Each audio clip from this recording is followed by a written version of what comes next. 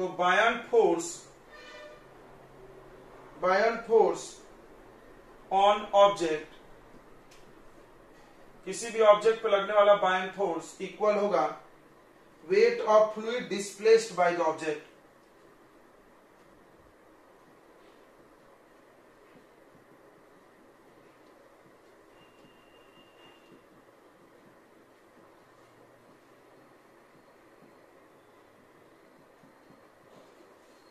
Bayern force on object is equal to weight of fluid displaced by the object. ये था, हमने कल इसके क्वेश्चन भी आपको कराए थे ना। ओके, यानी जितना ज्यादा फ्लूइड के वेट को डिस्प्लेस करेगा बायन फोर्स उतना ज्यादा लगेगा। ठीक है, आपको हमने आर्किमिडीज प्रिंसिपल लिखा दिया था क्या, बताइए।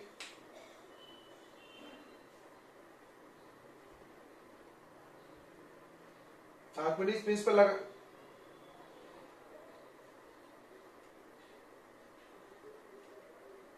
ठीक है।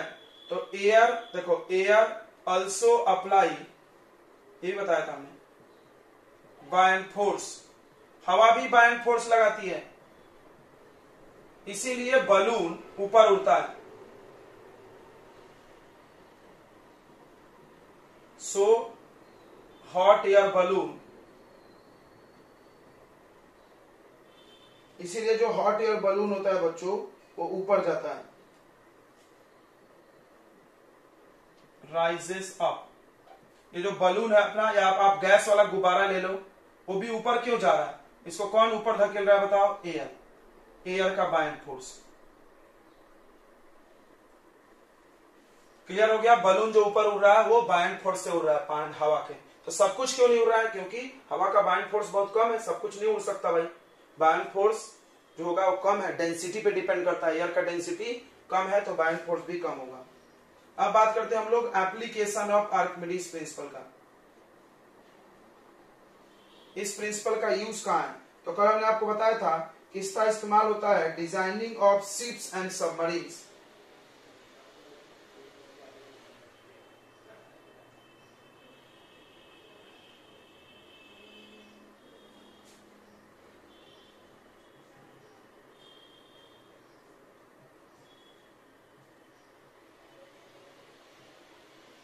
शिप और सबमरीन डिजाइन करने में होता है।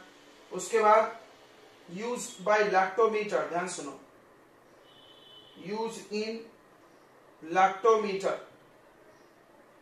लैक्टोमीटर में यूज होता है, लैक्टोमीटर में यूज होता क्या करने के लिए, to determine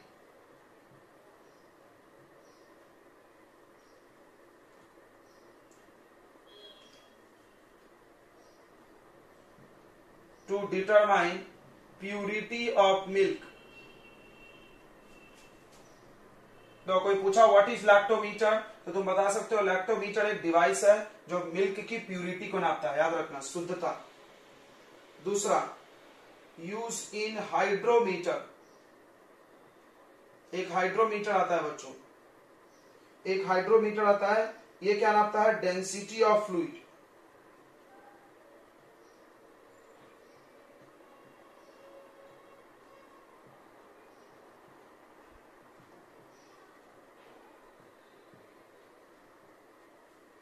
density of fluid नापते हैं, ठीक है। अगला इसका इस्तेमाल होता है use to determine relative density,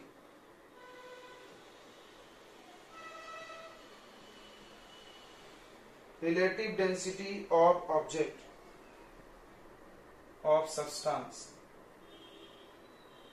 ये चार इस्तेमाल हो गए, ठीक है बच्चों, चार यूज हो गया इसका आर्किमिडीज प्रिंसिपल का। शिप और सबमरीन बनाने में कैसे यूज होता होगा, शिप और सबमरीन बनाने में, तो शिप में जितना बड़ा शिप बनाएंगे उतना ज्यादा वेट ऑफ फ्लूइड डिस्प्लेस करेगा, उतना उस पर बायन फोर्स ज्यादा लगेगा, उस शिप पे ज्यादा सामान रख सकते हो, तैरेगी। जैसे कार्गो शिप बनाएंगे तो बड़ी बड़ी बनाई जाती, कार्गो शिप क्यों बनाई थी बड़ी बड़ी, ज्यादा बड़ा रहेगा तो ज्यादा दूर के फ्लूइड को वो करेगा डिस्प्लेस, तो ज्यादा बायन फोर्स। लैक्टोमीटर, लैक्टोमीटर दूध का प्यूरिटी नापता है, उसमें भी यही प्रिंसिपल लगता है, हाइड्रोमीटर, हाइड्रोमीटर क्या नापता है? Density of fluid. किसी भी फ्लूइड में डालो तो उसका डेंसिटी वो नाप देगा। फिर एक रिलेटिव डेंसिटी टर्म हम आगे पढ़ने वाले हैं। क्या होता है relative density? Density of any substance divided by density of water. पानी से अगर किसी चीज की डेंसिटी को तुलना करें तो उसको रिलेटिव बोलते हैं। देखो रिलेटिव मतलब होता है तुलना करना। तो किसके साथ डेंसिटी तुलना करना है? वाटर के साथ। अगर आप डेंसिटी को वाटर से कंपेयर करोगे तो उसको बोलेंगे रिलेटिव डेंसिटी। अगर आप ऑब्जेक्ट के डेंसिटी को वाटर से कंपेयर करेंगे तो उसको बोलेंगे रिलेटिव डेंसिटी। ये हो गया आर्किमिडीज प्रिंसिपल के एप्लीकेशन। देखो ये एक ऑब्जेक्ट है, मान लो ये एक ब्लॉक है, इसको आप लिक्विड में डाल दिए। तो लिक्विड में जाने के बाद दो बातें होती हैं, दो फोर्स इस पे लगता है। तो बच्चों लिक्विड में इस पे दो फोर्स लगता है। एक नीचे की तरफ इसको फोर्स खींच रहा है जिसका नाम है वेट, वेट ऑफ ऑब्जेक्ट। खुद से सोचो, ये इसको ब्लॉक को नीचे की तरफ खींचता है, वेट यानी नीचे गिराता है। अच्छा, और इसी ब्लॉक को ऊपर, थोड़ा सा इसको नीचे लाके डालो, वेट ऑफ ऑब्जेक्ट,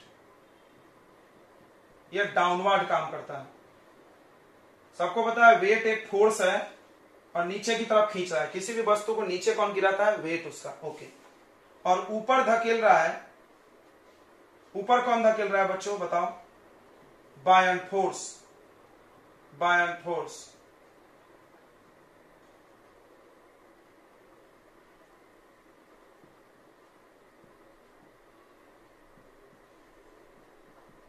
ऊपर इसको ढकेल रहा है कौन सा फोर्स बच्चों? Bayern force.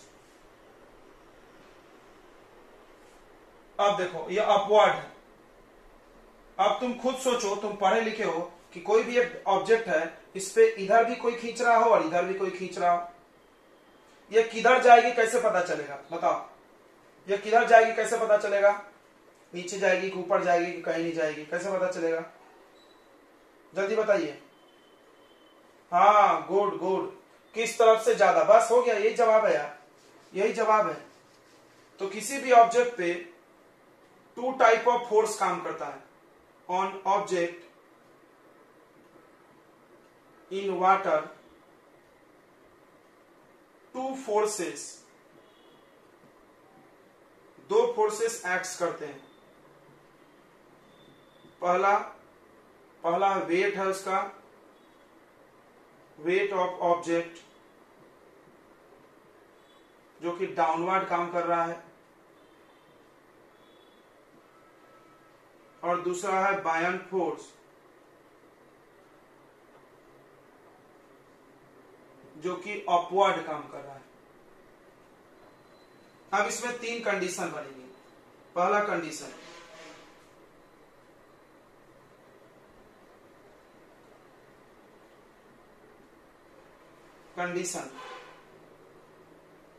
तीन कंडीशन देखो। पहला कंडीशन कि अगर वेट ऑफ ऑब्जेक्ट, ध्यान सुनना, अगर वेट ऑफ ऑब्जेक्ट का वेट ज्यादा हो जाए, ज्यादा, ये साइन को क्या पढ़ते हैं? ग्रेटर, ग्रेटर हो जाए। किससे ग्रेटर हो जाए? बायन फोर्स से। तुम सोच के बताओ, डूबेगी कि तैरेगी?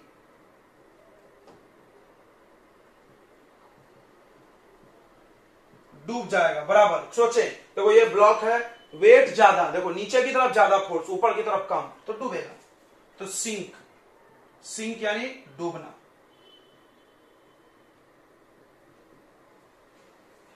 बस यही दो तीन बातें हैं। अगला, अगर इफ वेट ऑफ ऑब्जेक्ट जो है वो कम हो, ऑब्जेक्ट का वेट कम हो और बायन फोर्स ज्यादा हो,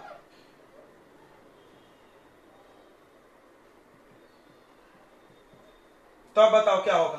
तैरेगा कि डूबेगा? तो ऑब्जेक्ट का वेट कम है, ज्यादा ऊपर धकेल रहा है, तैरेगा कि डूबेगा? फ्लोट करेगा। तो ये फ्लोट कैसा करेगा देखना, ध्यान से समझना, इसमें एक कहानी। तो ऐसे तैरेगा, ऊपर ऊपर, पानी के ऊपर जाएगा, अंदर भी नहीं गया पानी के, एकदम ऊपर तैर रहा। देखो अंतर, क्यों? क्योंकि नीचे से जो फोर्स है वो ज्यादा है, उसको पानी में डूबने से नहीं देगा थोड़ा सा भी, बस पानी के सरफेस पे तैरेगा, बढ़िया से तैरेगा। अच्छा, तीसरा केस ऐसा है बच्चों कि अगर वेट ऑफ ऑब्जेक्ट इक्वल हो जाए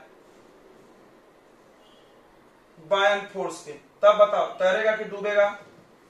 मतलब जितना नीचे खींच रहा है उतना ही ऊपर धकेल रहा है, दोनों बराबर, तो बताओ तैरेगा कि डूबेगा? सोच के बताओ, बोल नहीं रहे सब। तैरेगा कि डूबेगा, जल्दी बताओ। नहीं समझ रहा? तो ये एक डब्बा है, इस डब्बा पे ऊपर फोर्स है 10 न्यूटन और नीचे भी है 10 न्यूटन, तो बताओ ये डब्बा कहां जाएगा? बताओ ये डब्बा कहां जाएगा? कहीं नहीं जाएगा, वहीं रहेगा, जहां था वहीं रहेगा। तो इसमें भी वैसा ही होगा, फ्लोट होगा बच्चों, फ्लोट ही बोलेंगे ना उसको बीच में, तो डूबना थोड़ी बोलेंगे। बट ये फ्लोट अलग होगा, देखो ऐसे होगा, देखो ऐसे ऐसे, देखो ये भी फ्लोट है ना, अंतर देखो, अंतर देखो, यहां पे थोड़ा पानी के अंदर भी घुसा हुआ है, क्यों? क्योंकि वेट और बायन फोर्स इक्वल है। इसको बोलते हैं हम लोग law of flotation, the principle of flotation.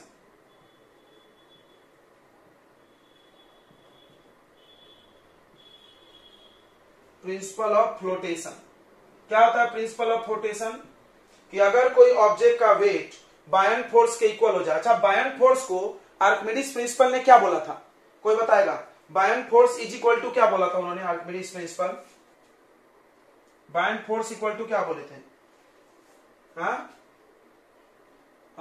Good good. तो वेट ऑफ ऑब्जेक्ट, इसको हम लोग दूसरे शब्दों में ऐसा भी लिख सकते हैं, तो यदि if the weight of object is equal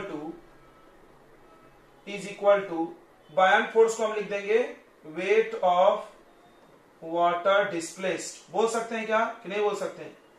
बताइए बच्चों, बोल सकते हैं कि नहीं बोल सकते हैं? किसने बोला था ऐसा? किसने बोला था ऐसा? आर्किमिडीज ने। If weight of object is equal to weight of water displaced यानी buoyant force, then object float करेगा, ठीक है? दिस इज कॉल्ड, इसी को हम लोग बोलते हैं प्रिंसिपल ऑफ फ्लोटेशन, तैरने का नियम।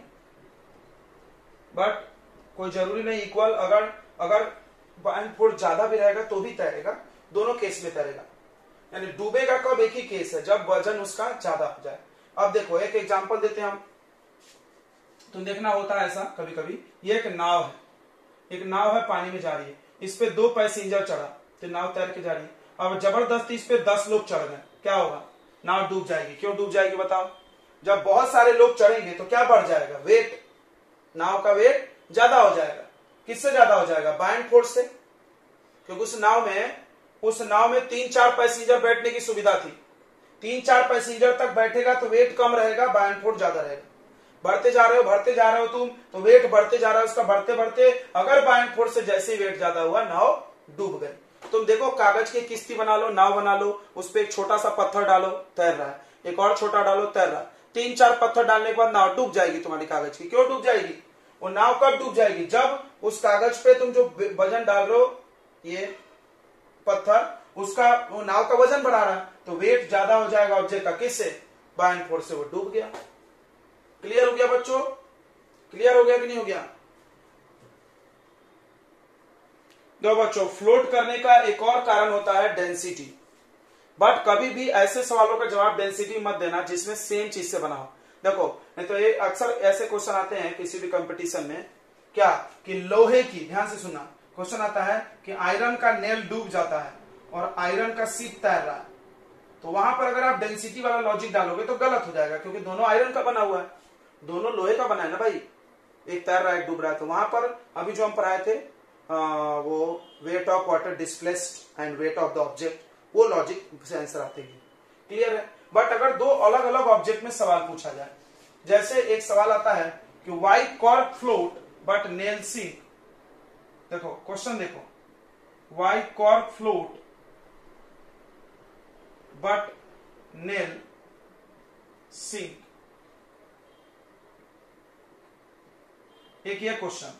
दूसरा question, why nail sink but ship float?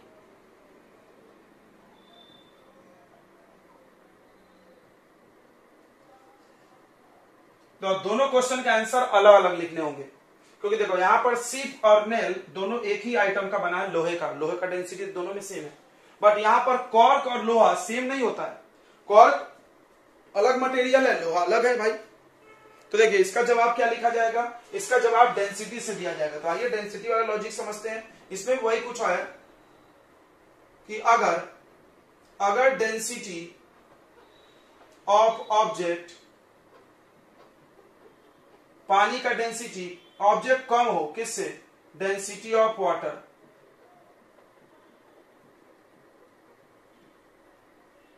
Less, ये लेस पढ़ना, ठीक है। If density of object is less than density of water, then object floats, object तैरेगा। एग्जाम्पल देखते हैं। एग्जाम्पल में पहला, cork float on water surface.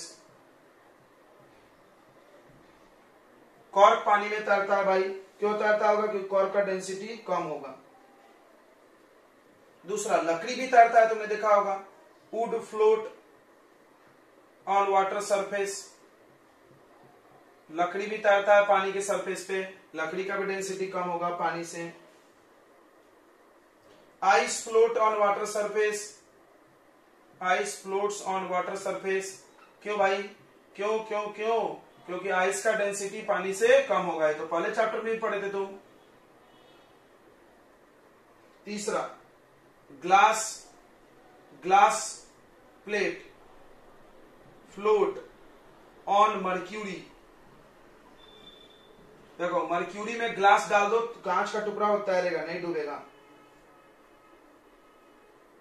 ठीक है। चलिए अब दूसरा पॉइंट ऑफ व्यू उल्टा इसका। अगर डेंसिटी ऑफ ऑब्जेक्ट, अगर डेंसिटी ऑफ ऑब्जेक्ट ग्रेटर है, अगर डेंसिटी ऑफ ऑब्जेक्ट ग्रेटर है, किससे? डेंसिटी ऑफ लिक्विड से। लिक्विड बोल सकते हैं, वाटर बोल सकते हैं, तो लिक्विड बोलना चाहिए। वाटर मतलब सिर्फ वाटर होगा, लिक्विड मतलब सब कुछ हो जाएगा, पानी, तेल, कुछ भी। Then object sink. तो इसको फील करो। और ऑब्जेक्ट का डेंसिटी यानी भार। डेंसिटी का फॉर्मूला होता है भार। क्यों? डेंसिटी का फॉर्मूला होता है मास पर यूनिट वॉल्यूम। यानी डेंसिटी ज्यादा मतलब मास ज्यादा। सिंपल बात, वही चीजें घुमा के लिखा हुआ है। डेंसिटी ज्यादा ऑब्जेक्ट का, डेंसिटी का फॉर्मूला क्या होता है बताइए? डेंसिटी का फॉर्मूला होता है मास पर यूनिट वॉल्यूम। मास ज्यादा, डेंसिटी ज्यादा तो मास ज्यादा, मास ज्यादा तो भाई डूबेगा। यहां देखो डेंसिटी कम तो मास कम, खत्म। इसका example,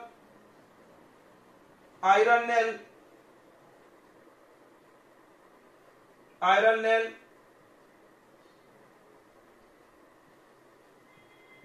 sink in water, iron nail sink in mercury.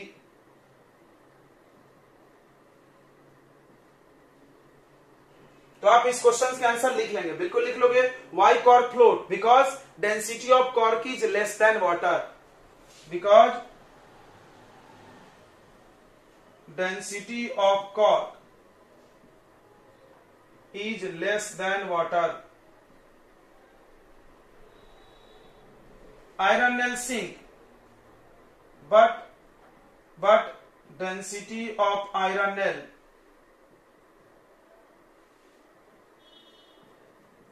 is more than water. बस हो गया जवाब।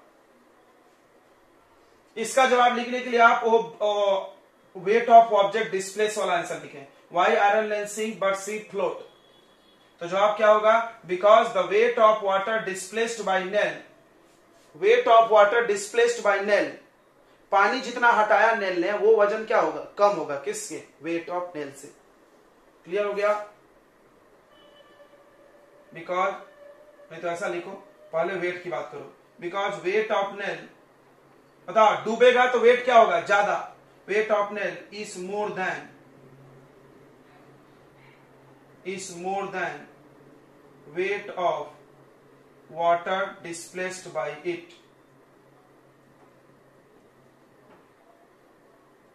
फील करो बच्चों, थोड़ा सोचो। Because weight of nail, nail का वजन, वजन नीचे, नेल का वजन ज्यादा होगा वेट ऑफ वाटर डिस्प्लेस, यानी ऊपर लगता है तो बायएंड फोर्स को बोलते हैं ना वेट ऑफ वाटर। और जहाज क्यों तैर रहा है? बिकॉज जहाज का वजन कम होगा, weight of ship is less then wait of water displace by the ship. I think आपको आ गया होगा समझ में। आ गया बच्चों? तो हम लोग चर्चा करने वाले हैं सबमरीन पे।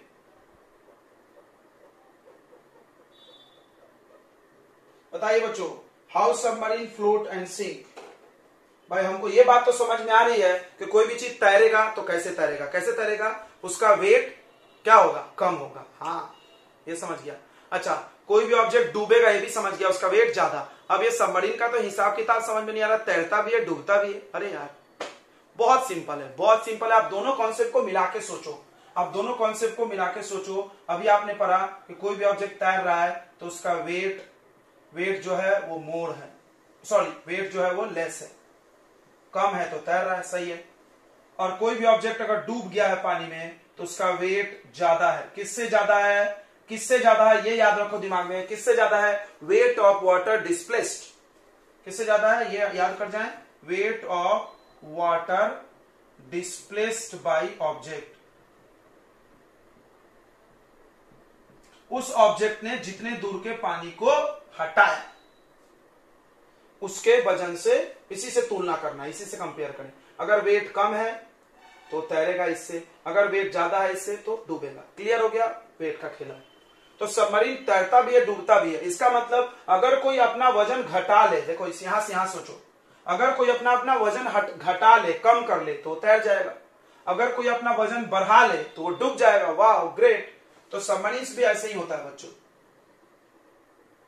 ये लगभग सबमरीन का डायग्राम रहता है। तो सबमरीन में बहुत सारे ऐसे चेंबर्स बने होते हैं, छोटे छोटे साइड में ऐसे चेंबर होते हैं, खाली रहते हैं, टंकी खाली। अब क्या होता है, जब सबमरीन को नीचे डूबना है तो वो इन चेंबर्स में पानी भर देता है, टक टक टक, मोटर से, मोटर लगी रहती है, समुद्र में पानी भी है तो फटाफट मोटर इसमें पानी खींच लेता है अंदर। अब बताओ, जब सबमरीन में पानी भर जाएगी तो इसकी वजन बढ़ जाएगी तो ये डूब जाएगा, टांग नीचे बैठ गई। और कितना डूबेगा, देखो कितना डूबेगा वो भी डिपेंड करता है, थोड़ा सा भरेंगे थोड़ा डूबेगा, और भरो और डूबेगा। तो देखना पिक्चर में दिखाया जाता है सबमरीन 100 मीटर नीचे, 50 मीटर नीचे, 60 मीटर नीचे, मतलब कितना ज्यादा डूबेगा वो इस चेंबर में भरे गए पानी के मात्रा पे डिपेंड करता है। मतलब जितना अपना वजन बढ़ाते जाएगा, जितना सबमरीन अपना वजन बढ़ाते जाएगा उतना वो नीचे आते जाएगा, नीचे आते जाएगा, जितना वजन कम करते जाएगा उतना ऊपर जाएगा। अब तुम समझ गए होगे, जब इसको ऊपर जाने का मन है क्या करेगा, इन पे इस टंकी का पानी निकाल के मोटर से बाहर फेंक भी सकता है, भाई मोटर लगी है, पूरा पानी फेंक देगा, खाली हो जाएगा, ये हल्का हो जाएगा, टंगा ऊपर आ गया। क्लियर हो गया? तो सबमरीन कैसे तैरता डूबता है, ये दोनों कॉन्सेप्ट को मिक्सअप कर दें, क्लियरली समझ में आ रहा है। ओके बच्चों, आ गया कि नहीं आ गया बताइए। तो अगला पढ़ना है बच्चों डेंसिटी। डेंसिटी सब लोग जानते होंगे, बचपन से पढ़ते आ रहे हैं, मास अपॉन वॉल्यूम।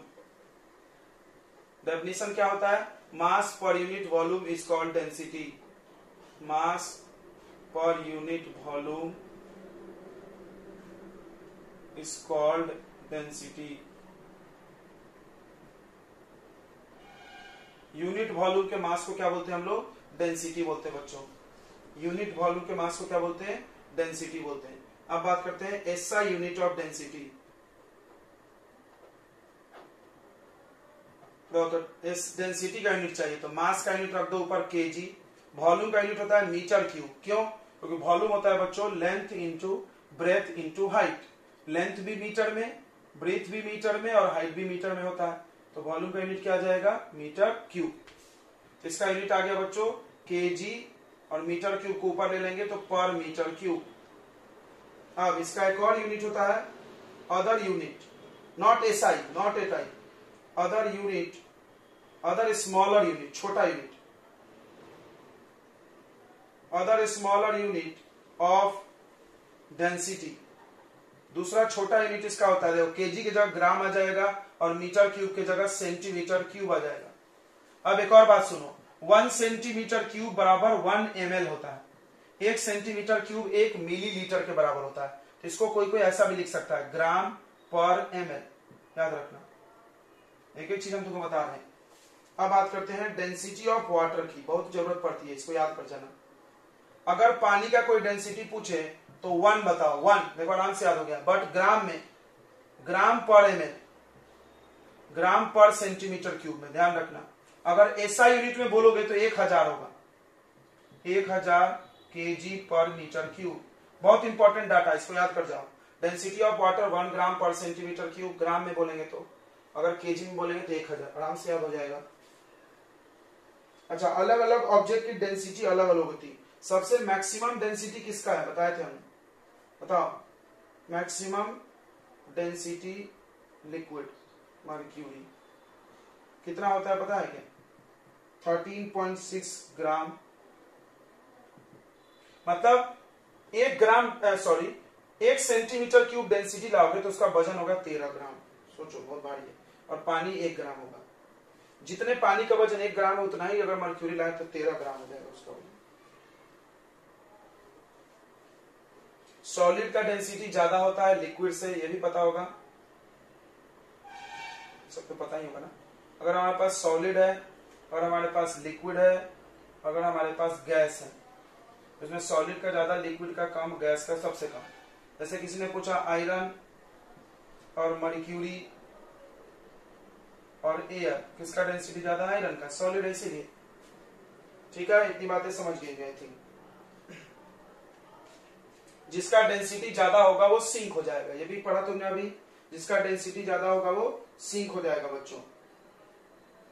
चलिए अब अगला पढ़ना है रिलेटिव डेंसिटी। रिलेटिव डेंसिटी क्यों पढ़ा जाता है, तुलना किया जाता है किससे, वाटर से, क्योंकि तुम तैरना और डूबना वाटर पे डिसाइड होता है।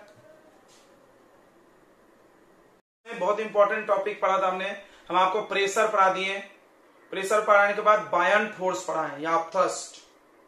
बहुत क्लियर आपको समझ में आ गया होगा बायन फोर्स क्या होता है। कोई भी फ्लूइड के अंदर किसी ऑब्जेक्ट को डाला जाए, हवा हो, पानी हो, कुछ भी हो, तो ऊपर की तरफ उसको धकेलती है, उसको अपथ्रस्ट बोलते हैं। और वो अपथ्रस्ट एक जैसा नहीं होता, कम ज्यादा होता है। वो 2 चीजों पर डिपेंड करता है कि आप पानी में कितना डूबे हैं, volume of object immersed in water and the density of fluid. उसके बाद एक आर्किमिडीज साइंटिस्ट आया, उसने बायन फोर्स का वैल्यू निकालने का ट्रिक बताया। क्या बोला कि बायन फोर्स जो होगा वो इक्वल होगा weight of water displaced by the object. किसी ऑब्जेक्ट को तुम पानी में डुबाए, जितना पानी को डिस्प्लेस किया, और कितना डिस्प्लेस करेगा, जितना उसका वॉल्यूम है। मेरा वॉल्यूम इतना है तो हम इतना ही डिस्प्लेस करेंगे ना। तो यानी ऑब्जेक्ट का जो वॉल्यूम होगा उससे पता चल जाएगा वो कितना वेट को डिस्प्लेस करने वाला है पानी में अगर डुबा दिए तो उससे पता चल गया। आर्किमिडीज प्रिंसिपल का फिर एप्लीकेशन पढ़ा हमने सबमरीन्स में, हाइड्रोमीटर, लैक्टोमीटर, डेंसिटी फाइंड करने में वगैरह वगैरह। ठीक है, उसके बाद हमने आपको पढ़ाया फ्लोटेशन के लॉ, प्रिंसिपल ऑफ फ्लोटेशन या लॉ ऑफ फ्लोटेशन। फ्लोट करने के लिए 2 कानून है। पहला कि वेट ऑफ ऑब्जेक्ट कम होना चाहिए, किससे, wait of water displaced. Object का वजन जो नीचे लगता है वेट, वो कम होना चाहिए वेट ऑफ वाटर डिस्प्लेस्ड यानी बायन फोर्स से, तब वो तैरेगा, या इक्वल हुआ तो भी तैरेगा। दूसरा लॉजिक बताया गया था डेंसिटी पे, कि अगर ऑब्जेक्ट का डेंसिटी कम है वाटर से, अगर ऑब्जेक्ट का डेंसिटी वाटर से कम है तो वो तैरेगा। जैसे कॉर्क तैरता है पानी पे, क्यों, क्योंकि कॉर्क का डेंसिटी कम है। आयरन का, लोहा का खील डूब जा रहा है, क्यों, क्योंकि खील का डेंसिटी ज्यादा है। ओके, तो ये 2 लॉजिक आपको पढ़ाई गई। तो उसके बाद डेंसिटी पढ़ाया गया था, mass per unit volume is called density. अब डेंसिटी के बाद बच्चों एक टर्म बनाया गया रिलेटिव डेंसिटी।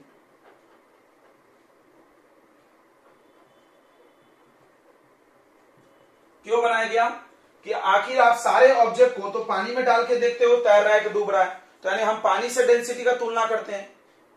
अभी हम तुमने क्या पढ़ा था, तुमने क्या पढ़ा कि मेरे पास एक आइस है और मेरे पास वाटर है, तो आइस का डेंसिटी कम है तो ये आइस तैर रहा है। मेरे पास आयरन है और वो डूब गया, क्यों? आयरन का डेंसिटी ज्यादा है, किससे? वाटर से। यानी सबकी तुलना तुम किससे कर रहे हो? वाटर से। तो क्यों बार बार तुलना किया जाए? डायरेक्ट रिलेटिव डेंसिटी पढ़ लो यार, डायरेक्ट पढ़ लो, डिवाइड करके पता कर लो।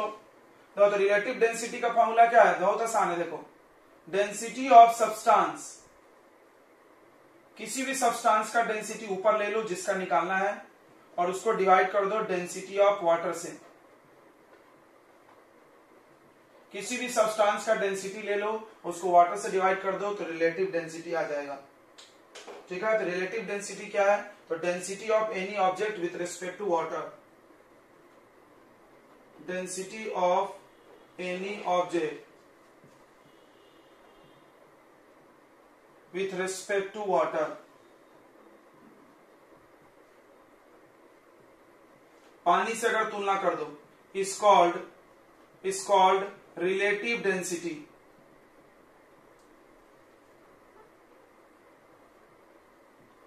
अब वाटर का डेंसिटी आपको हमेशा पता रहता है, क्वेश्चन में नहीं दिया रहेगा, या दिया भी है तो अच्छी बात है। डेंसिटी ऑफ वाटर, कल हमने बोला था सबसे इंपॉर्टेंट डाटा है, आप याद करो। किसी को याद है डेंसिटी ऑफ वाटर? जल्दी से बता दीजिए। डेंसिटी ऑफ वाटर, तो डेंसिटी ऑफ वाटर है बच्चों 1 ग्राम पर सेंटीमीटर क्यूब या पर ml, या अगर केजी में लिखोगे तो 1000 केजी पर मीटर क्यूब।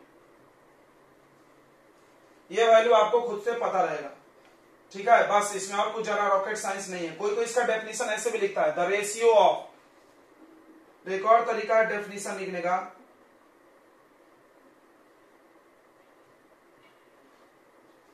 डिवाइड को हम लोग रेशियो बोलते हैं। जब ऊपर और नीचे सेम चीज हो डिवाइड में, सुन लो, जब भी ऊपर और नीचे की क्वांटिटी सेम हो तो द रेशियो से लिखा जाता है।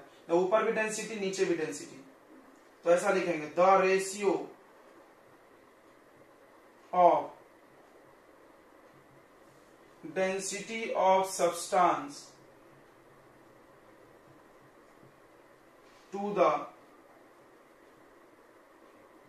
to the density of water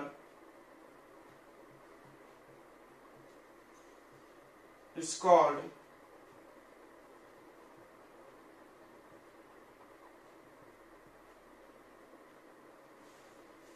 एक बहुत इंपॉर्टेंट बात, रिलेटिव डेंसिटी का कोई यूनिट नहीं होगा। क्यों नहीं होगा? तो ऊपर भी डेंसिटी नीचे भी डेंसिटी, तो डेंसिटी का यूनिट, मान लो डेंसिटी रखें तो ऊपर भी रखोगे ग्राम पर सेंटीमीटर क्यूब में वैल्यू, मान लो 10, नीचे भी रखे तुम 10 या 12 कुछ भी रखें, बट यूनिट तो दोनों का सेम ही रहेगा ना बच्चों। तो यूनिट क्या हो जाएगा? आपस में कैंसिल, इसका कोई यूनिट नहीं आता है।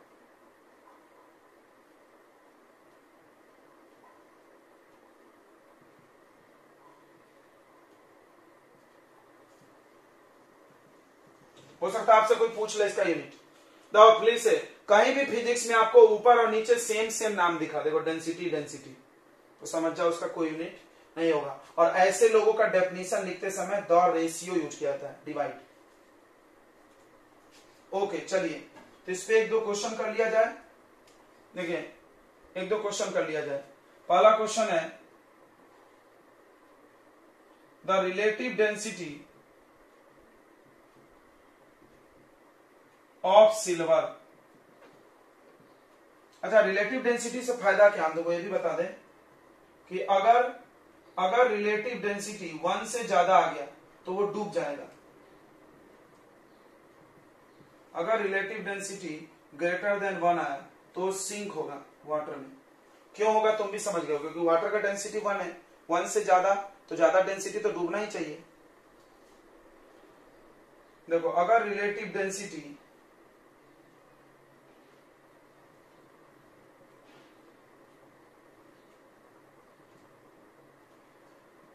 लेस देन 1 आया तो वो फ्लोट करेगा। मतलब इसमें दो लोगों का कंपेयर नहीं करना पड़े, देखो एक ही से काम हो गया। क्यों भाई? क्योंकि ऑलरेडी वाटर इसमें डाला हुआ है। छोड़ो, तो रिलेटिव डेंसिटी ऑफ सिल्वर है 10.2। देखो ध्यान से, यूनिट कुछ भी नहीं है, बस 10.2। Find density of silver, silver का डेंसिटी निकालो। देखो वाटर का नहीं दिया है, क्यों? तुमको खुद रखना चाहिए। चलो, तो हम लोग लिखेंगे फॉर्मूला, रिलेटिव डेंसिटी, आरडी लिख देते हैं, रिलेटिव डेंसिटी का क्या फॉर्मूला होता है? Density of substance. पढ़ो क्वेश्चन में कौन सा सब्सटेंस है। क्वेश्चन में देखो कौन सा सब्सटेंस की बात कर रहे हैं, किसकी बात कर रहे हैं बच्चों? सिल्वर की। तो ऊपर लिख लो डेंसिटी ऑफ सिल्वर, नीचे लिख लो आप डेंसिटी ऑफ वाटर। कौन सा वैल्यू दिया है? 10.2 किसका वैल्यू है? रिलेटिव डेंसिटी का। तो यहां पर रख दो। और एक वैल्यू है जो तुम जान रहे हो इसमें से, ये वाला नीचे वाला, ऊपर डेंसिटी ऑफ सिल्वर निकल जाएगा, इसको लिख लो डी ऑफ सिल्वर। यह है 1 काय में ग्राम पर सेंटीमीटर क्यूब। इसको इधर भेज दो तो आ गया डेंसिटी ऑफ सिल्वर। कितना आसान है, 10.2 इंटू 1, तो 10.2 ही आएगा आंसर।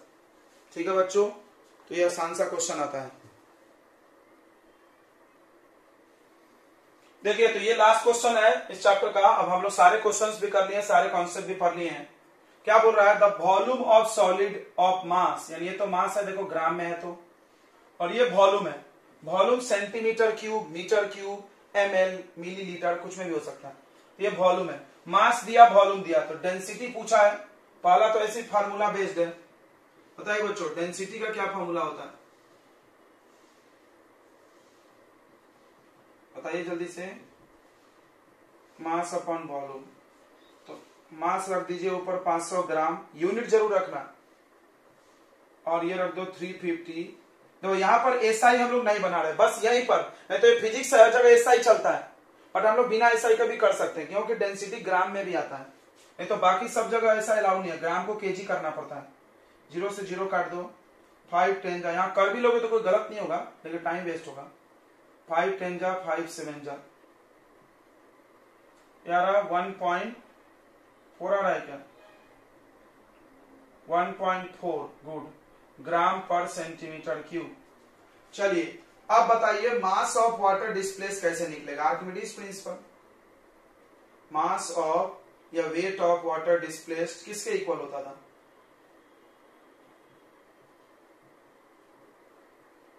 तो वेट ऑफ वाटर डिस्प्लेस, कोई भी ऑब्जेक्ट पानी में जब डूबेगा, सोचो मैथ्स है इसमें कोई रॉकेट साइंस नहीं है, मैथ्स।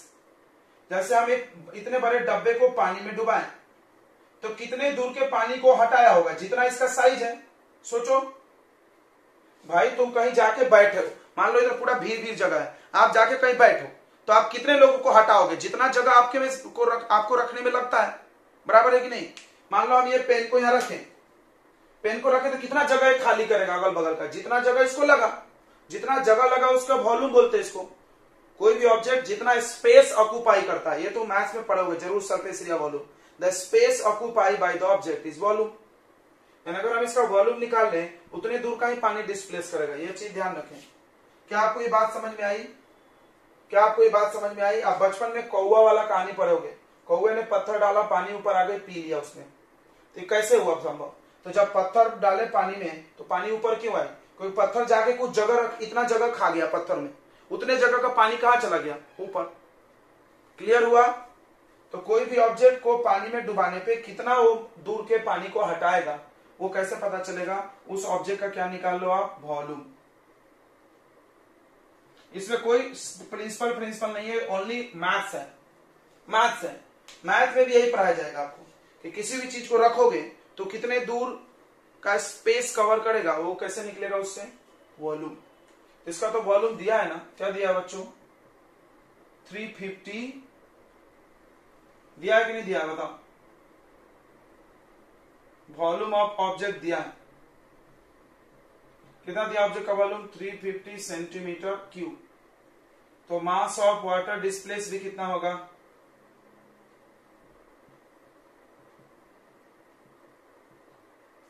350 centimetre cube. एक बच्चे ने लिख दिया, गलत।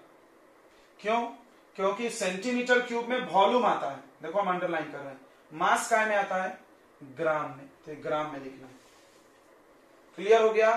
ये बहुत अच्छा कॉन्सेप्ट है, मैथ्स से उठ के आया है कि पानी में रखने के बाद कितना मास निकलेगा, यानी इतना ही बायंड फोर्स लगेगा। कोई बायंड फोर्स भी पूछ सकता है। ठीक है बच्चों, क्लियर हो गया? ये समझ में आ गया आपको? तो बताइए आगे बढ़े हम। आ गया समझ में कि नहीं आया?